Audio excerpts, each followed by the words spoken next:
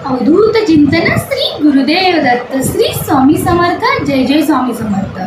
आजचा आपला व्हिडिओ बघा। बरेच जणांचे लग्नाचे प्रश्न खूप आहेत, खूप मुलांचे वय झालेले आहेत, 38-40 पर्यंत मुलांचे आज मुलंच राहिलेले आहेत, म्हणजे त्यांचे लग्न होत नाहीत। बरेचसेच प्रयत्न केले स्वामी केंद्रात येऊन बरेचसेच मी ऐकते प्रश्न असते की माझ्या मुलाचं लग्न कधी होणार, माझ्या भावाचं किंवा स्वतः वैयक्तिक मुलगा आहे तो माझं कधी होणार, काही सेवा आहे का। बरेचसेच आम्ही सेवा देतो, पण तुम्ही मनापासून करता की नाही हे माहीत नसतं। कारण कसं असतं, तुम्ही फक्त 4 दिवस ते ॲक्टिव्ह दाखवता आणि नंतर का अविश्वास दाखवता, त्यामुळे कदाचित तुमची ती सेवा वाया आणि व्यर्थ जाते।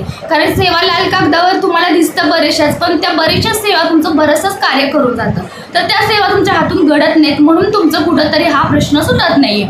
तर महत्त्वाचं काय आहे बघा, गुढीपाडव्यासाठी लग्नाचा तोडगा अतिशय उत्कृष्ट आणि अतिशय उच्च पदीचा आहे आणि हा तोडगा बऱ्याच जणांना उपयोगी आलेला आहे। म्हणून सांगते की खूप साधा सरळ आणि सोपा तोडगा आहे। तुमच्या गावात एका ना एका तरी देवीचं मंदिर असतं, शक्यतो महालक्ष्मीचं मंदिर असावं, महालक्ष्मीच नसेल तर कोणत्याही देवीचं चालेल, परंतु महालक्ष्मीचं असलेलं खूपच लायक म्हणजे का तर महालक्ष्मीला कवड्या खूप प्रिय असतात। पार्वती देवी, महालक्ष्मी देवी, सरस्वती देवी हा नेहमी आनंदमय असले की कवड्याचा खेळ खेळत होते आणि त्या कवड्याच्या खेळामध्ये जर त्यांना कोणीही काही मागितलं तरी ते प्रसन्नतेने वरदान देत होते। तसेच हा एक उपाय आहे आणि तसाच हा एक प्रकार आहे। तर आपण काय करायचं, गुढीपाडव्याच्या दिवशी कवड्याचं तोरण लाल कलरवरती असावा किंवा हिरवा कलर असावा, नीट लक्षात ठेवा, कवड्याचं तोरण घरी आणायचं, त्याच्यावर कमलात्मक माळ 16 वेळा, लक्ष्मी गायत्री मंत्र 16 वेळा, विष्णू गायत्री मंत्र 16 वेळा, विवाहासाठी मंत्र आहे नित्यसेवेतला तो 108 वेळा म्हणायचा आणि ती तोरण जाऊन मंदिरात बांधून यायचं।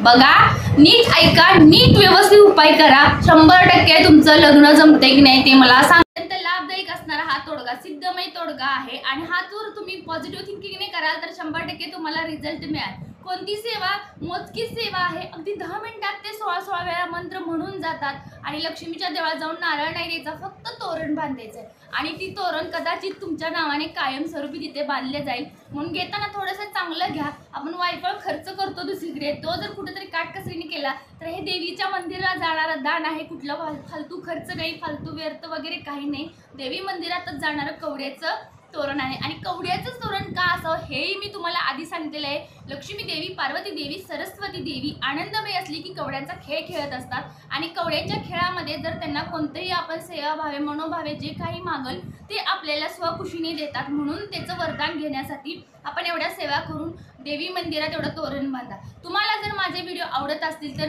कृपया माझ्या व्हिडिओला लाईक करा, सबस्क्राईब करा, शेअर करा, कमेंट करा, बेल आयकॉनवर क्लिक करा विसरू नका, जेणेकरून नवीन येणारे व्हिडिओचं नोटिफिकेशन सर्वात प्रथम तुम्हापर्यंत मिळून जाईल। आणि अशा संदर्भातील बरेचसेच प्रश्न असतील तुमचे तर निश्चितच कमेंटद्वारे विचारत जा। तोडगे आपल्याकडे सिद्धमय तोडगे दिंडोरी प्रणित मार्गातीलच तोडगे आहेत आपले आणि हे तोडगे परमपूज्य गुरुमाऊलींचे आहेत, त्यामुळे आपल्याला ह्या तोडग्याचा प्रचंड लाभ होतो।